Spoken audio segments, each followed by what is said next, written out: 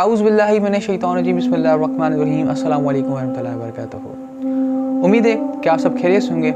मैं फरहान या सबको दी केस वसामी को खुशामदीद कहता हूँ। सीरीज़ इस्लाम एंड एथिज़म का आज एपिसोड लास्ट है, that is why God is worthy of worship. हम खुदा की इबादत क्यों करें, उसको ओबे क्यों करें और उसको जाने क्यों, उससे मोहब्बत क्यों करें। एग्जाम्पल लीजिए, एक शख्स है, एक दोस्त है आपका, वो आपको रोज़ 1000 रुपये देता जा रहा है, 1 दिन 2 दिन और ये सालों तक मामला चला गया। आपके अकाउंट के अंदर दिन ब दिन जो है पैसे बढ़ते चले जा रहे हैं, लेकिन आप भूल जाते हैं कि वो देने वाला कौन है। आप फ़ायदा तो उठा रहे हैं, लेकिन आप उस बंदे को इनग्रेटिट्यूड शो करते हैं, आप उसकी नाशुक्री करते हैं और ये मानने को तैयार नहीं है कि तुमने मेरे लिए जो है कुछ किया है। यही एटीट्यूड समराइज़ करता है एथिज़म को और पॉलीथिज़म को। कैसे? देखें, इस दुनिया के अंदर जो भी चीज़ें हम इंजॉय करते हैं, all precious thing that we enjoy, खाने से लेकर, हवा से लेकर, पानी से लेकर, दिल के धड़कने से, मोमेंट्स जो हम इंजॉय करते हैं ज़िंदगी के अंदर, हम इनको अर्न नहीं करते हैं। मतलब हम पॉसिबली क्या कर सकते हैं इन मोमेंट्स को अर्न करने के लिए? इस सेकंड को, अगले सेकंड को, उससे अगले सेकंड को, या हम ये ऑन नहीं करते हैं बिकॉज हम लाइफ को क्रिएट नहीं कर सकते हैं। हम तो एक मक्खी तक न बना सकते हैं और ना ही हम किसी चीज़ को वजूद बख्श सकते हैं। तो हम कैसे कह सकते हैं कि ये चीज़ हम ऑन करते हैं? या कोई ये कहेगा हम इसको डिजर्व करते हैं। We don't deserve these moments because we don't create them, we don't bring life into existence. और ना ही दुनिया के अंदर ऐसी कोई चीज़ है जो कि नेसेसरीली है। तो इंसान कोई भी ऐसी चीज़ नहीं दुनिया के अंदर जो कि डिजर्व करता हो, बल्कि वो चीज़ें दी जाती हैं अल्लाह ताला की तरफ से, गॉड की तरफ से, जो कि सस्टेनर है इस पूरी कायनात का। अब मैं आपसे पूछता हूँ कि वो हस्ती जो कि आपको इन सारी नेमतों से नवाजती है, क्या उसका शुक्रिया करना, ग्रेटिट्यूड शो करना इलॉजिकल है या लॉजिकल है, रैशनल है या इरैशनल है? अब चूंकि पॉलीथिज़म और एथिज़म में आप किसी को शुक्रिया नहीं करते हैं, you don't thank the one who gives you everything, और या फिर आप किसी रॉन्ग बीइंग को शुक्रिया करते हैं जो कि खुद क्रिएटेड हो, जो कि खुद फाइनाइट हो, शिर्क कर। तो यही ना सिर्फ कि इनग्रेटिट्यूड की हद है, हाइट है, बल्कि इरैशनल भी है। देखें, हम कोई भी चीज़ करें दुनिया के अंदर, जो हम करते हैं, खाते हैं, पीते हैं, सारे कॉजेज़ होते हैं और वो कॉजेज़ अल्लाह ने बनाए हैं, एक क्रिएटर ने बनाए हैं। हमारी खुशी, हमारे गम, हमारी मुसरत, हमारी अफसरदगी, हर मोमेंट, हर कैफियत क्रिएट की गई है। तो हम उस हस्ती का जिसने सब कुछ बनाई है, उसको अगर हम उसकी इबादत करते हैं, उसका शुक्र अदा करते हैं, तो इससे बढ़कर रैशनल बात क्या होगी? और वो जो कि झुटलाता है और डिसऑबे करता है, उससे बढ़कर नाशुक्रा क्या होगा? तो जैसे मैंने आपको बात की कि ये सारी चीज़ें समराइज करती हैं why we should worship God. Because worship का मतलब ये है कि आप खुदा को जानें, आप खुदा को ओबे करें, उससे मोहब्बत करें, और वर्शिप के अंदर ही ग्रेटिट्यूड आ जाता है, यानी शुक्रगुजारी करना। अगर कोई खुदा की वर्शिप करता है लेकिन उसकी शुक्रगुजारी नहीं करता, इसका मतलब वो फंडामेंटल लेवल पर उसको डिनाई कर रहा है कि हम सारे डिपेंड करते हैं खुदा पर। टू एक्सप्लेन फर्दर, सबसे पहले जो इम्पोर्टेंट चीज़ है वो है खुदा को जानना, नॉलेज ऑफ गॉड। देखें, हम खुदा की इबादत तब करेंगे जब हम खुदा को जानेंगे, when we will know God. हम किसी चीज़ की इबादत तब नहीं कर सकते हैं अगर हम इग्नोरेंट है उसके बारे में। कुरान के अंदर अल्लाह ताला ने कहा कि जान लो कि अल्लाह के सिवा कोई भी इला नहीं है, माबूद बरक नहीं है।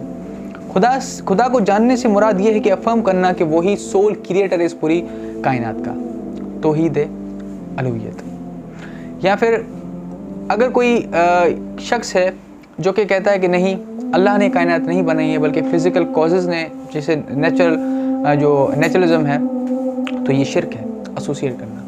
या फिर कोई शख्स अल्लाह के सिवा किसी और को, किसी इंसान को खालिक समझे, ईसा अलैहिस्सलाम को खालिक समझे इस कायनात का, तो वो भी शिर्क कर रहा है। खुदा को जानने से मुराद दूसरी ये है कि अल्लाह ताला के जो नाम हैं, नेम्स और एट्रीब्यूट्स हैं, जो कि यूनिक हैं, जो कि कंपेयर नहीं किया सकते किसी भी और हस्ती से, उस पर यकीन हो कि वो सिर्फ़ और सिर्फ अल्लाह ताला की ही लिए ख़ास है। तौहीद इस्मा व हसना। इसी तरीके से तौहीद रुबूबियत, यानी कि अल्लाह ही सारी की सारी इबादत का, हमारे डेवोशन का, हमारे अटेंशन का हकदार है अल्लाह, हमारे सारे रिचुअल्स का। तो वो हस्ती जिसने हमें पैदा किया, सस्टेनर है, तो इसको बोलते हैं तौहीद रुबूबियत, यानी कि खुदा की डिविनिटी पे इस तरीके से यकीन हो। और कोई भी शख्स अगर इन 3 चीज़ों के अंदर किसी और को लाता है या फिर समझता है, तो फिर दरकी को तो खुदा को एंथ्रोमोर्फाइज करता है, वो ह्यूमनाइज करता है गॉड को, एंड अल्टीमेटली वो किसका मर्तबा होता है, वो शिर्क का। इस्लामिक थियोलॉजी के अंदर पॉलीथेइज्म को शिर्क बोलते हैं। तो शिर्क जो है ऐसा गुनाह है जो कि अल्लाह ताला ने कहा कि मैं हर गुनाह माफ़ कर दूंगा, लेकिन शिर्क वो गुनाह माफ़ नहीं करूँगा, और इससे नीचे जो भी गुनाह होंगे वो माफ़ कर दूंगा जिसके लिए चाहूँगा।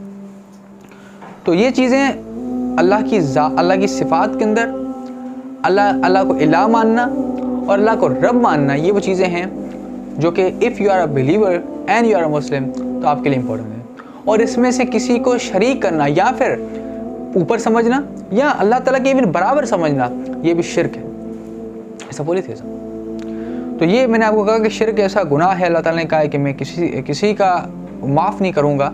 हाँ, अगर कोई शख्स रिपेंट करता है तो फिर अल्लाह ताला कहते हैं कि मैं उसकी जो रिपेंटेंस है उसको कबूल करूँगा। तो वो शख्स जो कि दरहकीकत अल्लाह ताला के अलावा किसी और का शरीक करता है, वो अपने आप पर जुल्म करता है, अपनी जान पर जुल्म करता है, और वो जो रहमत के दरवाजे अल्लाह ताला ने खोले हैं इंसानियत के लिए वो बंद कर देता है, और वो डिवाइन एलिनेशन का शिकार हो जाता है।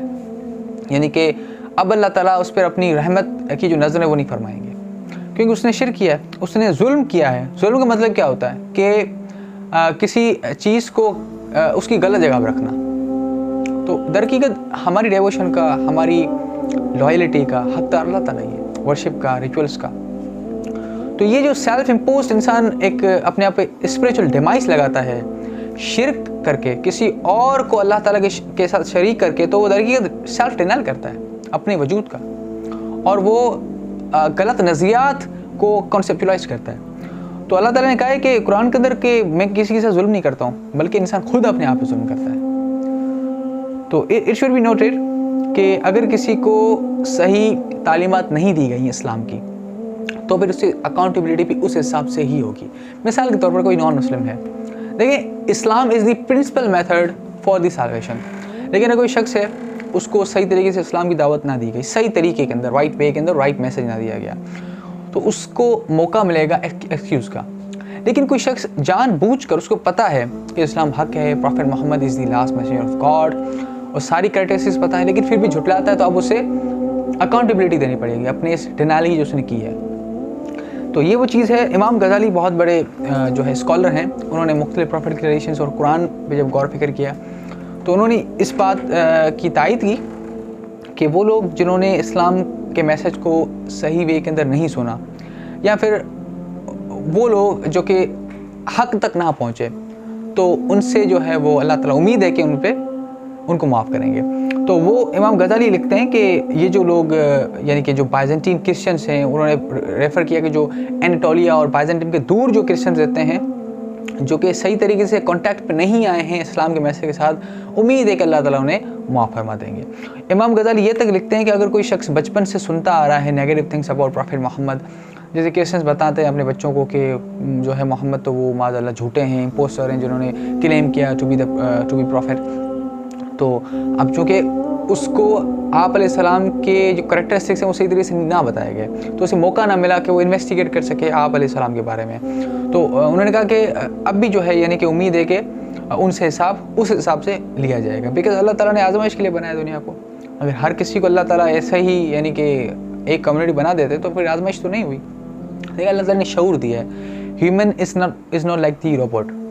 इंसान के अंदर शऊर है, अक्ल है, वो सही और गलत का फ़र्क समझता है। उसके दिल के अंदर, इंसान के नफ्स के अंदर जो है सही और जो है वो बुरे की तमीज़ है, तो वो कंक्लूड कर सकता है कि क्या सही है क्या गलत है। लेकिन कोई शख्स है जो कि इन्वायरमेंटल फैक्टर्स, अपनी मोरूसी अकायद और उस पर जो है वो फोर्स करता है, तो इसका मतलब वो खुदा को वो दर्जा नहीं दे रहा है। अगर कोई शख्स खुदा को वो दर्जा दे जो खुदा डिज़र्व करता है, तो फिर वो इस्लाम तक पहुँच जाए। लेकिन वो माहौलाती जो अनासर होते हैं, घर वालों के अनासर होते हैं, ये इंसान पर गालिब आ जाते हैं और इंसान डर जाता है।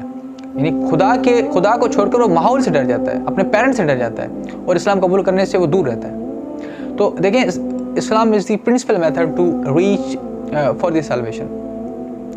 तो लेकिन अगर किसी को वो पैगाम इस तरीके से नहीं मिला है, तो अल्लाह ताला उसका उस हिसाब से अकाउंटेबिलिटी करेंगे।